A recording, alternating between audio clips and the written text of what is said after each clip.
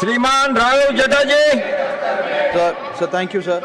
Sir ज़रा सोचिए कि जब एक डॉक्टर आपको डायग्नोस्टिक सेंटर से एमआरआई कराने के लिए प्रिस्क्रिप्शन लग कर देता है और वो डायग्नोस्टिक सेंटर इस एमआरआई के लिए 9,000 रुपये का चार्ज करता है, वो 9,000 में से 3,000 रुपये चुपचाप साइलेंटली डायग्नोस्टिक सेंटर डॉक्टर की जेब में डाल देता है for not treating you but for referring you, तो आपको कैसा लगेगा? सर मैं बात कर रहा हूँ रेफरल इंसेंटिव और कट मनी अरेंजमेंट की जो कुछ डॉक्टर्स और कुछ डायग्नोस्टिक सेंटर के बीच में चल रहा है, और ये एक इनफॉर्मल अरेंजमेंट बन चुका है। आपको ट्रीट करने के लिए नहीं, आपको रेफर करने के लिए सिर्फ डॉक्टर की जेब में 3,000 रुपये डाला जाता है। सेट कमीशन रेट है, डेडिकेटेड एजेंट है, पैरेलल इंसेंटिव इकोनॉमी है sir.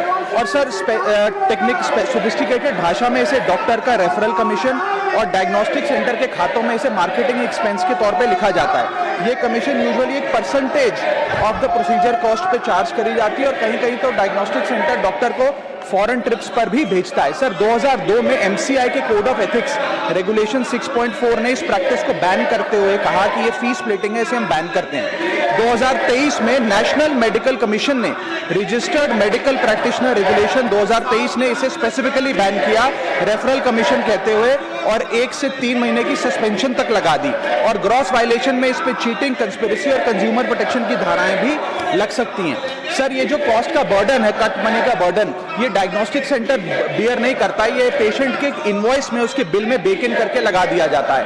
Indian journal of medical ethics बताती है कि इससे मेडिकल बिल जो है, ट्रीटमेंट का बिल, वो 15 से 20% पेशेंट का कभी कभार बढ़ जाता है। सर इन्फ्लेटेड बिल भी प्रॉब्लम नहीं है, प्रॉब्लम ये है कि अननेसेसरी मेडिकल टेस्ट और ओवर रेफरेंस की एक प्रैक्टिस कहीं ना कहीं शुरू हो रही है। सर ये मांग जो है ये डॉक्टर्स के खिलाफ नहीं है, ये सिर्फ एक कट मनी रेफरल सिस्टम के खिलाफ है। हमारे देश के डॉक्टर्स को हम भगवान का दूसरा रूप मानते हैं। जब कोई जिंदगी मौत के बीच लड़ रहा होता है तो डॉक्टर उसकी उम्मीद की आखिरी किरण होती है, और ज्यादातर डॉक्टर सर पूरी ईमानदारी से, लगन से, निष्ठा से पेशेंट्स की सेवा करते हैं। लेकिन कुछ डॉक्टर, सम डॉक्टर्स इस रेफरल सिस्टम में फंस गए हैं। इसीलिए मैं ये कहना चाहूंगा कि पेशेंट्स खास तौर पे रेड फ्लैग्स का ध्यान रखें। जब कोई डॉक्टर आपको एक स्पेसिफिक डायग्नोस्टिक सेंटर पे जाने के लिए मजबूर करे तो समझें, यदि वो इरिटेट या अनहैप्पी हो जाए कि आपने इक्वली अक्रेडिटेड किसी और फैसिलिटी, डायग्नोस्टिक सेंटर या पैथ लैब से जांच करा ली और नाराज हो जाए, तो आप उसको एक रेड फ्लैग की तरह ट्रीट करें। या यदि मार्केटिंग एग्जीक्यूटिव